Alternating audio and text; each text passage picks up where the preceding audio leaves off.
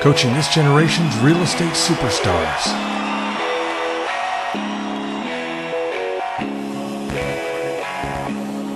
I'll never forget when my older sister, she's 10 years and 2 days older than me, and she truly is the love of my life. She's like my mom. She was raising me when she was 12 years old. I mean, to me, she's the smartest person in the whole wide world. She has an 8th grade education, but I don't think there's too many people in the whole world smarter than her. She's just fabulous.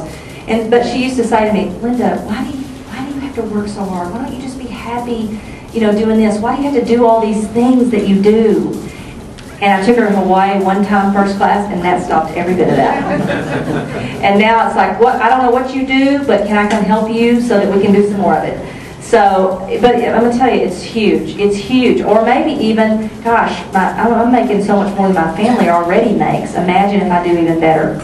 Okay, so all those are valuable limiting beliefs, and we all have them, and they're all true, and they're all there, and they will hold us back if we're unwilling to figure out how to propel ourselves through them. So turn to the next page. This might be my favorite one, but I have to tell you it was not always my favorite one because it was very painful for me to learn to live this one. And it says, to live your life and business at the highest level, it will have to be done with and through others. And I have to tell you, real estate doesn't teach us that. They teach us to be lone rangers. They teach us that our peers don't matter to us that much, and they're kind of more of an annoyance than they are anything. And really, we used to have a saying in our office that said, the best deal we ever do is when we're the other agent on the other side. Oh, and I'm so thankful we got away from thinking like that, because I have to tell you, most 90% of our wealth today comes from our peer relationships. And so, boy, we are being done a very large disservice to not really look around and understand that wealthy people, none of them do it on their own. They understand and they learn how to succeed through great people. I look back now at the thousands of real estate transactions that I did and realize I missed huge opportunities with my buyers and sellers that could have been business opportunities. I just read a great book by a guy named Jeffrey Gitomer. If anybody know who he is, he has the little red books and the little black books. His little black book of connectors is probably one of the best I've read in a long time. And I love his philosophy there is he says the way to be a connector is to go find out a need someone has and fill it. Don't focus on what you need, focus on what they need.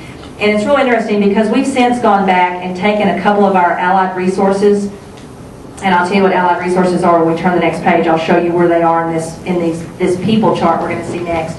But and we now have become business partners with them. We have commercial buildings that one of our builders that was one of our biggest allied resources for the McKissick Group is now our partner in a couple of buildings with us. And so we now look at relationships completely different. We now realize that we need people a whole lot more than they need us. And so the reality is that unfortunately in real estate, you're not going to be taught this anywhere. Most of the companies they set it up to more pit you against each other than they do to put you together. And so somewhere along the way we get really messed up about us needing each other. Really, we do need each other a lot more than we think we do. So hopefully we can change our mindset and go back to each of our offices in our towns and change our whole relationship with people. Because I will tell you, I've watched it be the kiss of death of people for their opportunity. They may want an opportunity, like say one of them that I have, but when they went back to their town, nobody liked them, nobody respected them. And partly it was not wholly earned, but part of it was because we didn't learn the value of relationships.